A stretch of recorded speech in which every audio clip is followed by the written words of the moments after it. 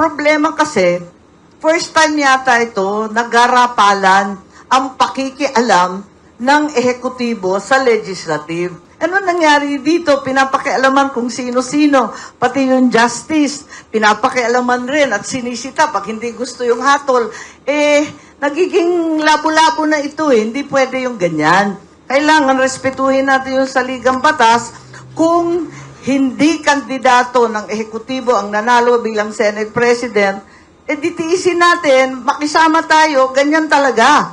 Maraming nakikiusap, hindi lang senador, hindi lang kapwa-senador, maraming opisyal sa gobyerno nakikialam, marami pang kung sino-sino na mga nakaupo sa palasyo na nakikisuyo. Talagang marami. Kailan ba ito nag-umpisa? Tagal na eh.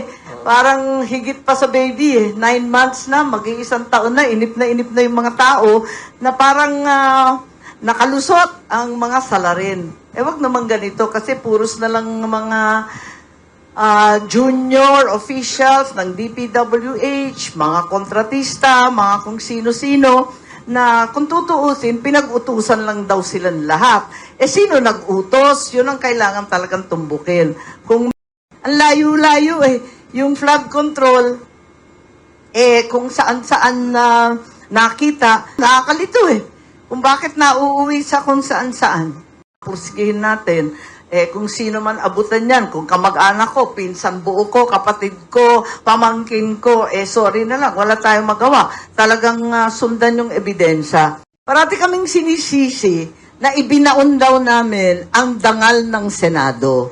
Ang totoo, nawala ang dangal ng Senado nung pinagtatakpan yung mga mastermind ng flood control, nung hininto yung plea ribbon. Doon talaga nabaon yung dangal ng Senado. Aminin natin, itong mga takbuhan, sigawan, alitan, bardagulan, sabihin natin, hindi naman yan Yan na lang ang offshoot ng ugat ng problema na hindi matuloy-tuloy yung flood control.